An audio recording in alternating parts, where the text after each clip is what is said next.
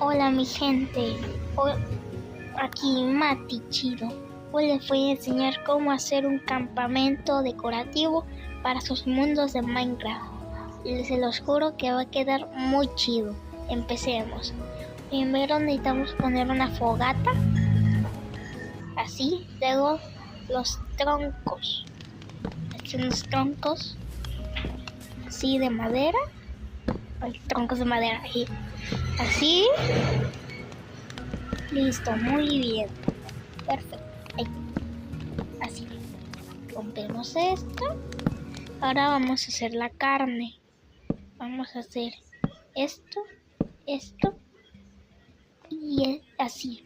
Ahora y listo. Lista el huesito. Listo. Si les gustó, denle like y suscríbanse. Ahí les voy a mostrar cómo quedó. Miren, así quedó. Miren, quedó muy padre, muy chido. A mí me gusta cómo quedó. Adiós.